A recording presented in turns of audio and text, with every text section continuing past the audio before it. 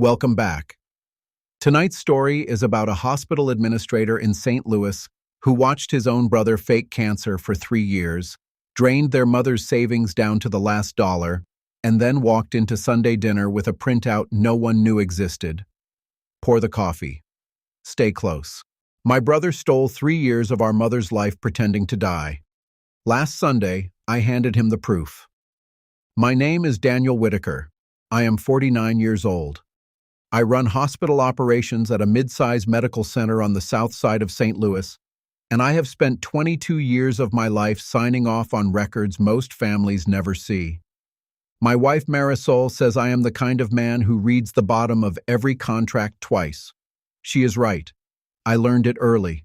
When you grow up the quiet son in a loud house, you learn that paper does not lie the way people do.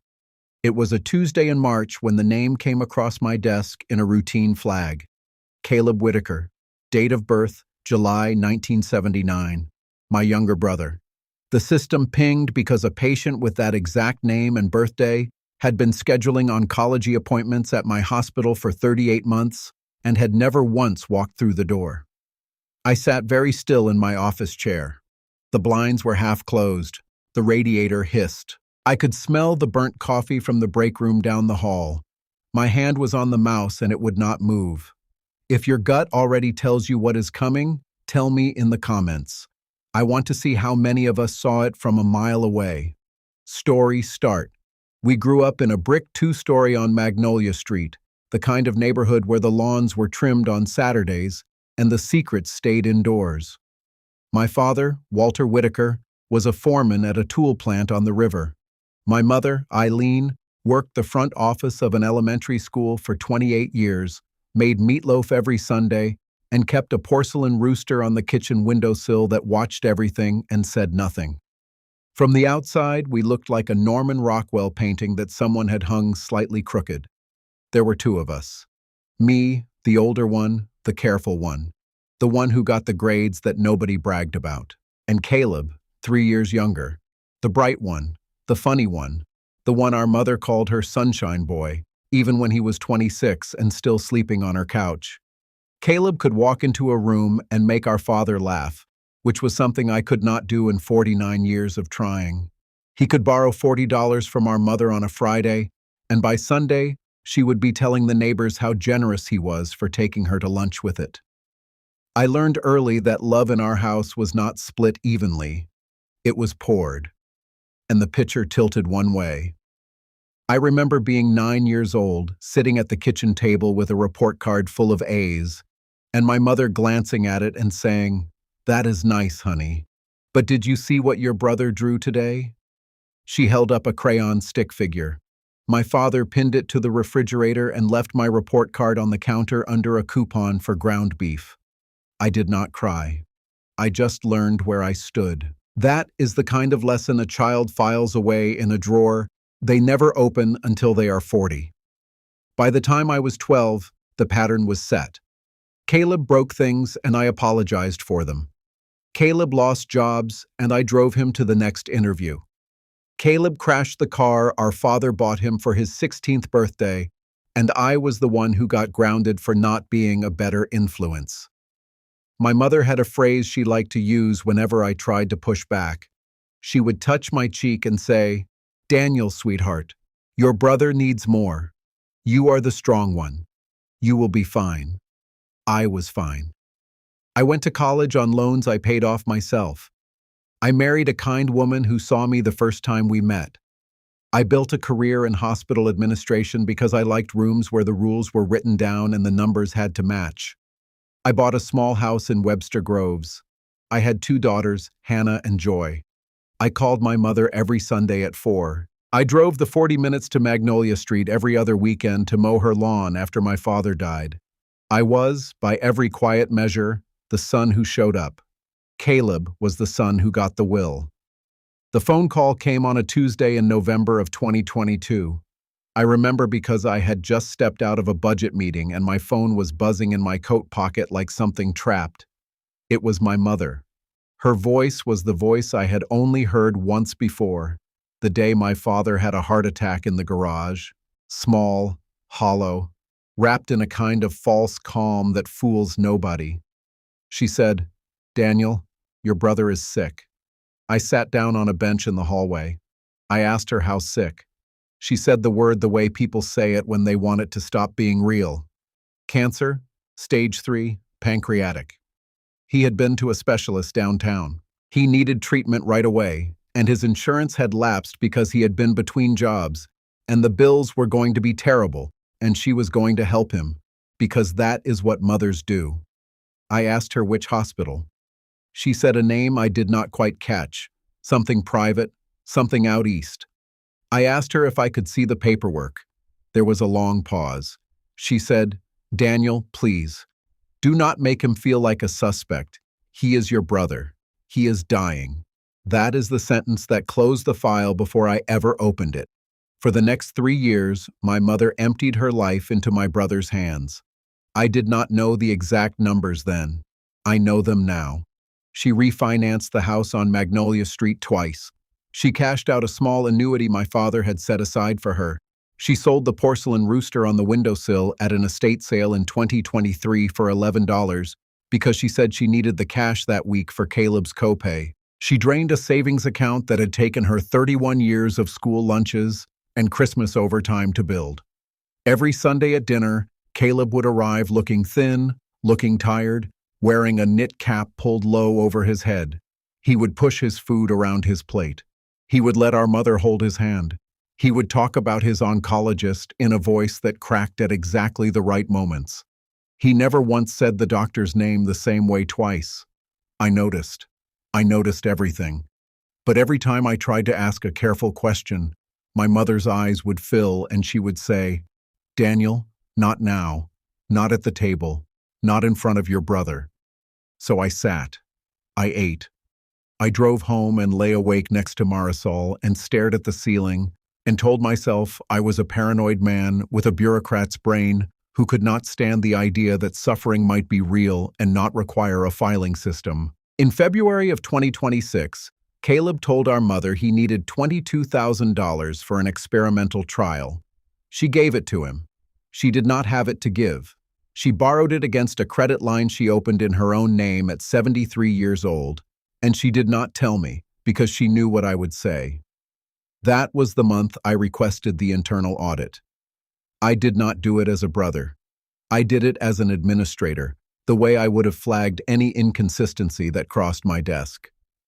I asked our records department for a routine reconciliation on a patient name that had appeared in scheduling but not in billing, which is the kind of mismatch that usually means a clerical error and sometimes means insurance fraud. I did not put my own name on the request. I let the system do what the system does. 3 days later, the report landed in my inbox at 2:14 p.m. on a Thursday.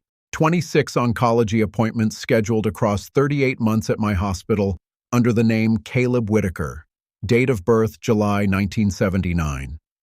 0 attended. No chemotherapy administered. No infusions logged.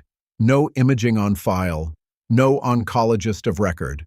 The only thing in his chart was a single visit to urgent care in 2019 for a sprained wrist. I printed it. I folded it in thirds.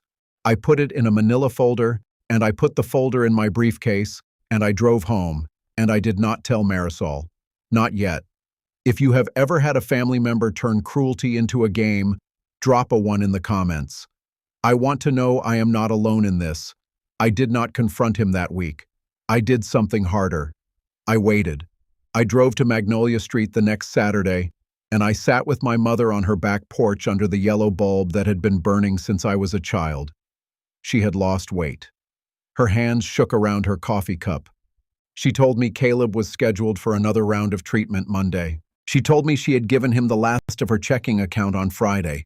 She said, "Daniel, I am so glad he has us. I do not know how a mother survives losing a child." I looked at her. I did not say a word about the folder in my car. I just nodded. I refilled her coffee. I drove home and I cried in the driveway for the first time in 20 years because I understood that the truth was going to break her either way, and the only thing I could control was whether it broke her in private or in public. I chose Sunday dinner. I called my older cousin Ruth. The one person in our extended family Caleb had never been able to charm. I called my mother's best friend Marlene from the school office, the woman who had brought casseroles when my father died. I asked them both to come to dinner on Sunday. I told them only that our mother was going to need them. I asked Marisol to come with me and to bring Hannah, who was 21 and quiet and saw things the way I did. I asked them all to arrive at 5:30 sharp. I told my mother I was bringing a roast. The roast was real. The folder was real. Both were going on the table. Caleb arrived at 5:45 in the knit cap and the loose sweater he had been wearing for 3 years. He kissed our mother on the forehead. He shook my hand. He smiled at Marlene and Ruth like a man who could not quite believe his luck.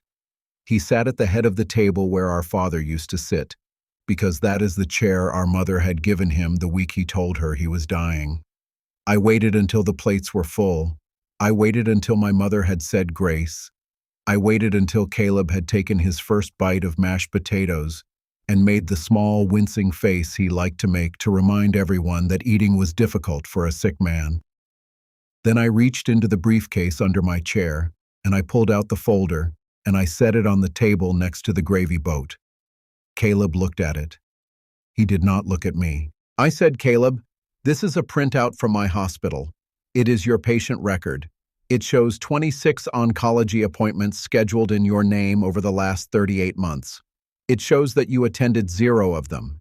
It shows that you have never received a single dose of chemotherapy in your life.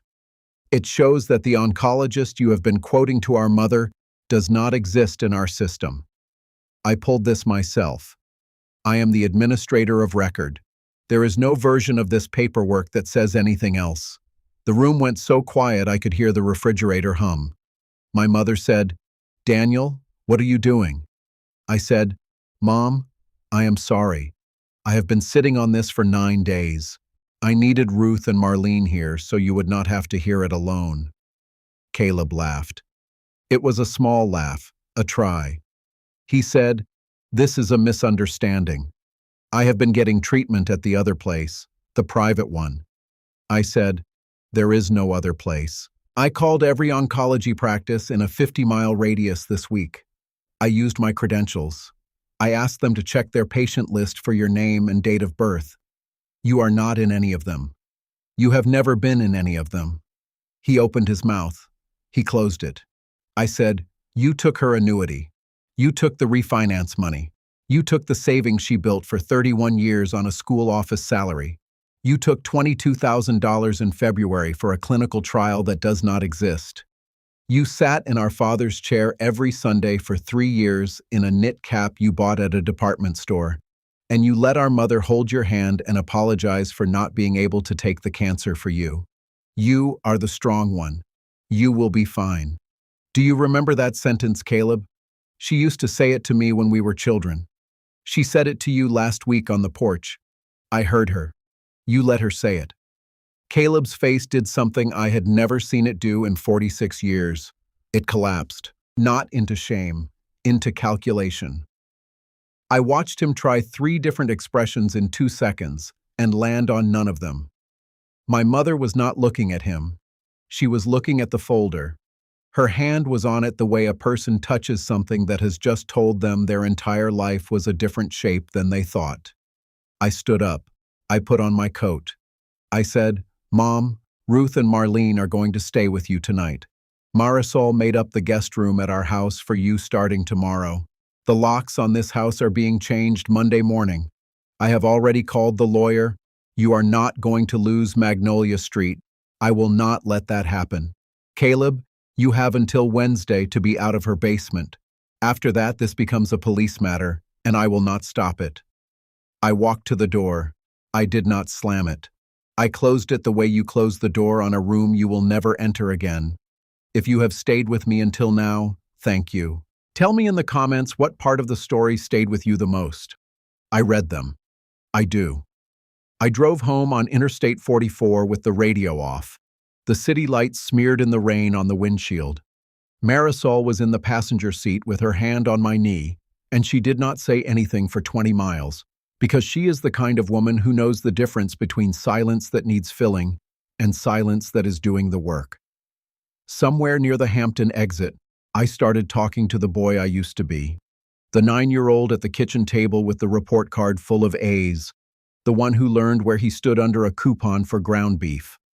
I told him, "You were not invisible. You were the one who was watching. You were the one who would remember. You were the one who would know which papers to pull when the time came. The love you did not get from them was not a measure of what you were worth. It was a measure of what they could not see. You grew up anyway. You loved a good woman anyway. You raised 2 daughters who know your voice anyway. And when it mattered, you were the one in the room who told the truth." The porch light on Magnolia Street has been off for 2 weeks now. My mother sleeps in our guest room. She is starting to eat again. She has not said his name out loud, and I do not push her. Some Sundays she sits at our kitchen window and looks at nothing for a long time, and I let her. Healing is not loud. Healing is a woman learning to refill her own coffee cup in a kitchen that is finally quiet. I am Daniel Whitaker. I am 49 years old. I am the son who showed up, and the folder no one knew existed was sitting in my briefcase the whole time.